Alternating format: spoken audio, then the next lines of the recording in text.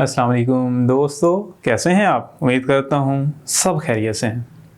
दोस्तों, हम आपको वेलकम कहते हैं वर्सटाइल प्रोफेसर्स पर। आज हम चलते हैं एक बहुत ही इम्पोर्टेंट लेक्चर की बात करते हैं जो कि है spherical polar coordinates. Students, spherical polar coordinates हमने डिस्कस करने हैं, लेकिन इससे पहले आपको मुकम्मल आइडिया होना चाहिए रेक्टेंगुलर कोऑर्डिनेट सिस्टम जो कि आपने पहले पढ़ा हुआ था। उससे रेलिवेंट हम कुछ इनके रिलेशंस को भी ऑब्जर्व करेंगे। तो चलिए स्टूडेंट स्टार्ट करते हैं। सबसे पहले the coordinate system for 3 dimensional space या 3D space in which position of a point is specified by 3 components such as, याद रखिएगा यहां पे हम 3 कंपोनेंट ले रहे हैं तो इस वजह से उनको डिफरेंशिएट कुछ यूं करते हैं। सबसे पहले तो रेडियल डिस्टेंस, रेडियल डिस्टेंस को हम r या रो से रिप्रेजेंट कर रहे हैं। दूसरे नंबर पे याद रखिएगा पोलर एंगल, पोलर एंगल को किससे रिप्रेजेंट किया जाएगा? थीटा से रिप्रेजेंट किया जाएगा। And azimuthal angle, azimuth angle जो है उसको हम फाई से रिप्रेजेंट करेंगे।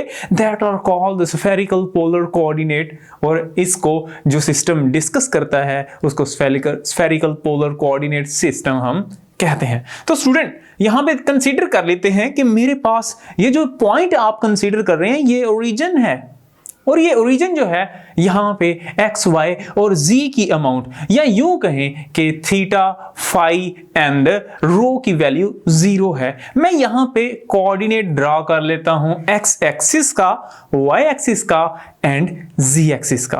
अब फर्दर स्टूडेंट यहां से देखते हैं, एक मैं स्फीयर कंसीडर करता हूं। एज यू ऑब्जर्विंग एयर, जैसा कि यहां पे आप ऑब्जर्व कर सकते हैं कि मेरे पास ये जो ऑब्जर्वेशन में मिल रहा है ये एज अ सर्कल नहीं है, ये 3 डायमेंशनली ऑब्जर्व करें तो ये एक स्फीयर है जिसकी लेंथ, हाइट एंड विड्थ होगी, यानी कि 3D है। अब यहां पे मैं एक पॉइंट को कंसीडर कर लेता हूं। अब ये जो पॉइंट है यहां पे डिस्कशन करेंगे, यहां पे एक्स एक्सिस का कुछ अमाउंट, कुछ वाई की, कुछ जी की अकोमोडेट होगी, या फर्दर यू कहें कि उसी को ही हम कन्वर्ट करने जा रहे हैं रो में, थीटा में एंड फाई में। अब यहां पे इस पॉइंट को किससे इंडिकेट किया जाता है उसको ऑब्जर्व यूं करते हैं। सबसे पहले तो रेडियल डिस्टेंस देखते हैं। The distance of given point from a fixed region. अगर एक फिक्स्ड रीजन से आप ऑब्जर्व कर रहे हो उस पॉइंट तक का distance, that is the radius, उसको रेडियस कहेंगे, या आप यूं कहें रेडियल डिस्टेंस। इसको किससे रिप्रेजेंट किया जा सकता है? रो या आर से, पहले देख सकते हैं। और यहां पे इसको हमने वेक्टर नोटेशन से रिप्रेजेंट कर दिया है। इस पॉइंट को हम एक्स वाई जी और rho and theta and phi से रिप्रेजेंट कर सकते हैं। अब स्टूडेंट यहां पे अगेन फर्दर हम देखते हैं जी, इट आल्सो कॉल्ड रेडियस। यहां पे इसको रिटन फॉर्म में इसको रेडियस कहेंगे। इसको जैसा कि पहले ही डिस्कस कर चुके हैं, आर और आर या रो से रिप्रेजेंट कर सकते हैं। इसके बाद हम चलते हैं दूसरे कोऑर्डिनेट की तरफ। तो दूसरा कोऑर्डिनेट कौन से वाला है? Polar angle. अब यहां पे जो डिस्कशन की जा रही है ये है इस वेक्टर के रिप्रेजेंटेशन के मुताबिक। यहां पे जो वेक्टर है ये प्लेन पे नहीं है, अगेन बात कर रहा हूं 3D में है, यानी कि स्पेस में है। अब ये एक एंगल बना रहा है, the angle between the radius and z axis, और इस जी एक्सिस को पोलर एक्सिस का भी नाम देंगे हम, यानी कि z axis is also called polar axis.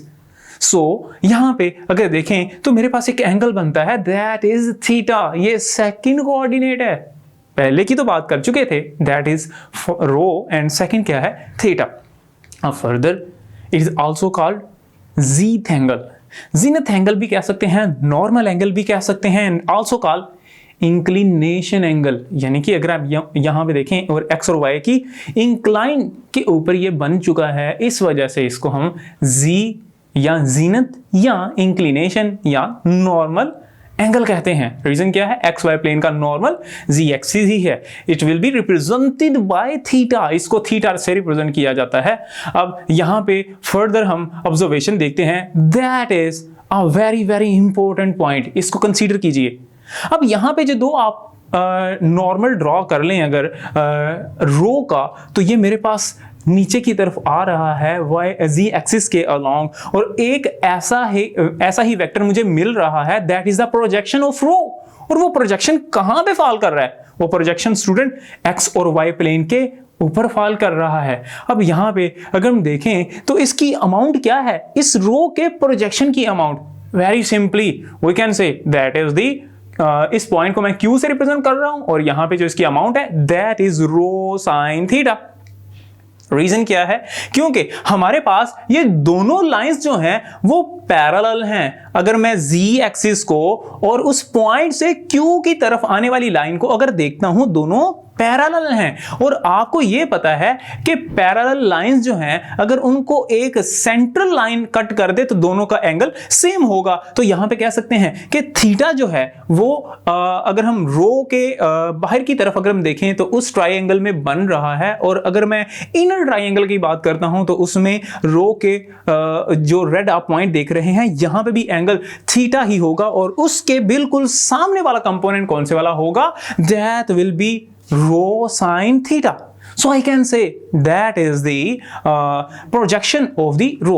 रो की प्रोजेक्शन है, और इस पे ज्यादा फोकस क्यों कर रहे हैं, इसकी फोकस की वजह यह है स्टूडेंट्स कि हम इसको फर्दर कैलकुलेशन में यूज भी करेंगे। तो चलते हैं anyhow आगे फर्दर मूव करते हैं। Now will be move toward the third coordinate. Third coordinate is the azimuth angle.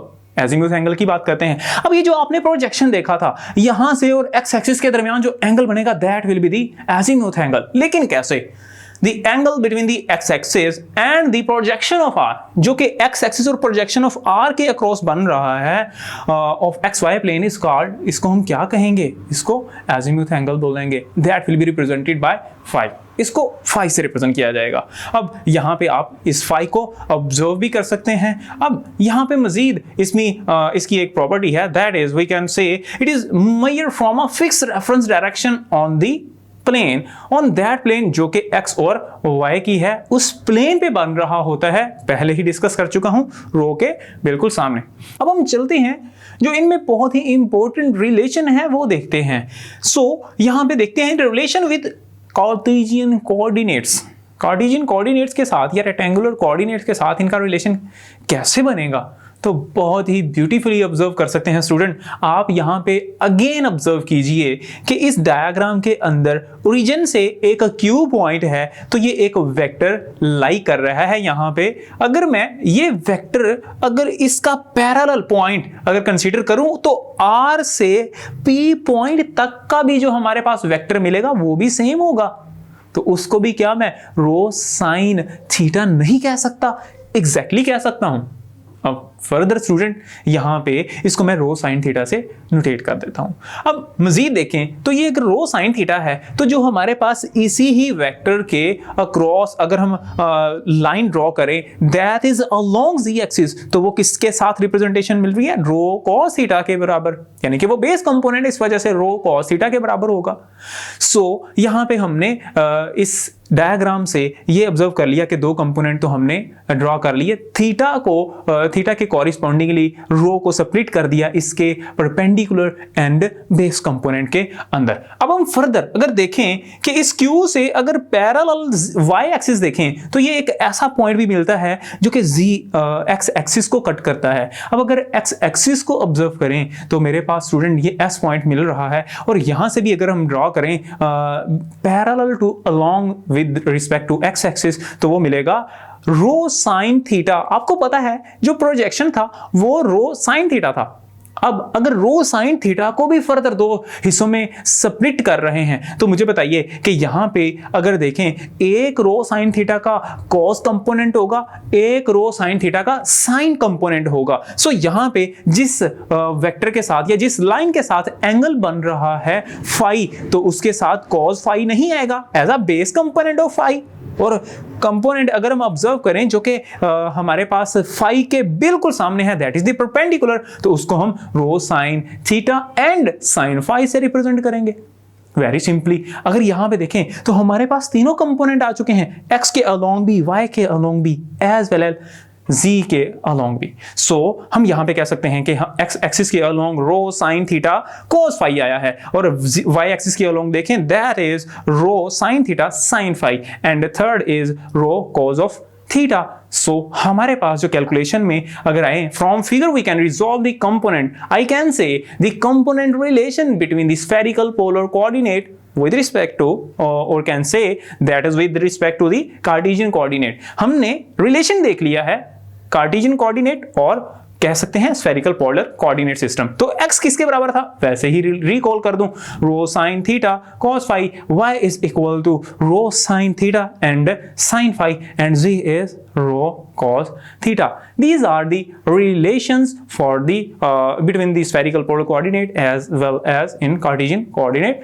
system। यहां तक हमारा लेक्चर जो है वो इख्तिताम को पहुंचता है। अब फर्दर यहां पे बात करने वाली ये है स्टूडेंट्स, अगेन मैं रिकॉल कर रहा हूं, डिस्क्रिप्शन के अंदर ई नोट सीरीज का हमने आगाज किया था, वहां पे आपको एक लिंक मिलेगा जो कि गूगल ड्राइव का है, वहां से आप सिंपली एक्सट्रैक्ट कर लीजिए इसी ही टॉपिक से रेलिवेंट ई नोट्स जो कि बहुत ही हेल्पफुल हैं। फर्दर ये लेक्चर का सिलसिला तो दोस्तों यूं ही चलता रहेगा, लेकिन हमें दरकार है आपकी काविशें और नेक तमन्नाएं।